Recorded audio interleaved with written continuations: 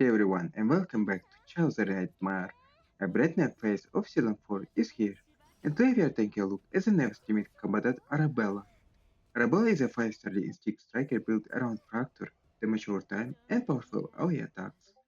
And today we are putting her to the test against one of the current Nebula Distortion bosses, Formica. Formica can summon multiple minions during the fight, making AoE damage especially important. So let's see if Arabella can really live up to the hype and completely destroy this boss. Let's get into it. Before we start the fight, here's the team I'm using. Rebel will be our main damage dealer, while the rest of the team is here to support her by providing additional damage, card drop, AP, and help you to get the most out of your fracture mechanic. The main idea of this team is pretty simple. You want to apply as much fracture as possible, take advantage of Arabelle's fracture amplification, and then use your attacks to activate these effects and deal massive damage. Since Formica can summon multiple enemies, Rebel's area damage is also extremely valuable here. Now let's see how this works in an actual battle.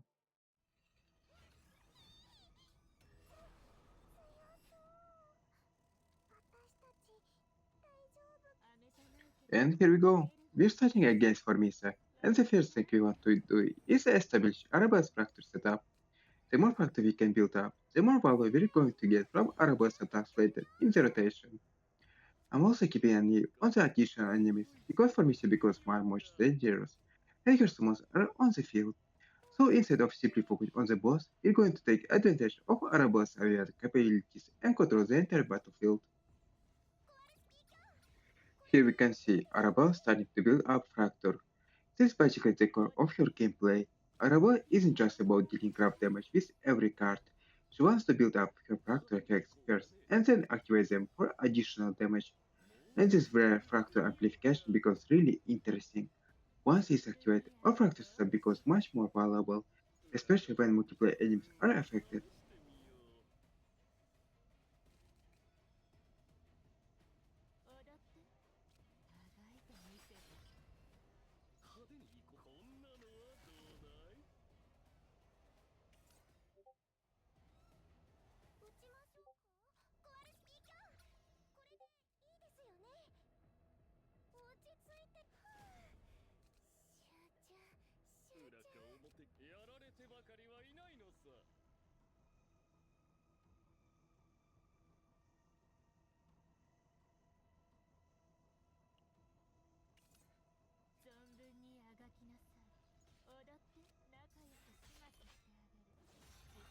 And now we're starting to see the real damage. This is exactly what I want to show with Arabella. Once you have the fractal setup ready, your attacks can start activating these effects and turning the setup into actual burst damage. Because Formisa has multiple enemies on the field, Arabelle's AoE attacks can hit everything at once. That makes this fight a really good environment for her kit.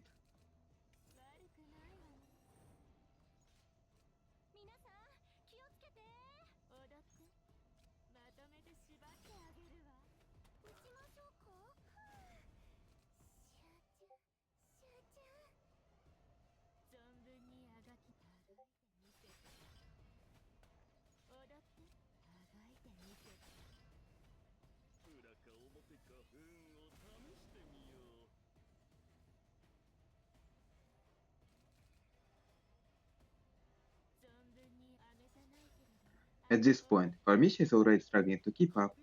The important thing here is that we're not relying on just one big attack.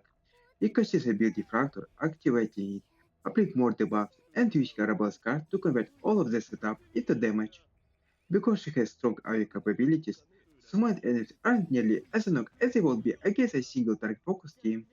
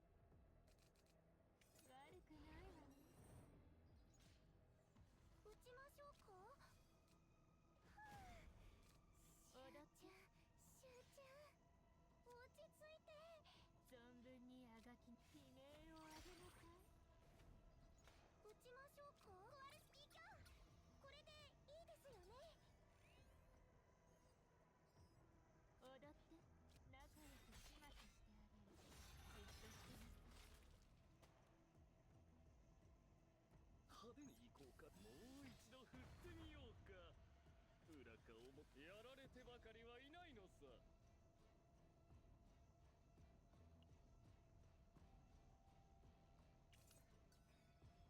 派手に行こうかね。もう一度振ってみようか。裏か表か、もう一度振ってみようか。派手に行こうかね。裏か表か、もう一度振ってみようか。存分にあがいてみせて。踊って。落ち着いて。集中。We are getting very close to end here now. Formation HP is dropping quickly, and Arabella has basically taken control of the entire fight. Let's see if we can finish her before she gets another opponent to or help use with her summons. And that's it, Formation is down. Arabella completely destroyed this fight. あなたも私も息絶えてないわ。And now, let's take a quick look at Arabella's build. For the build, the main stats I want to focus on are attack, damage over time, critical hit chance, and critical hit damage.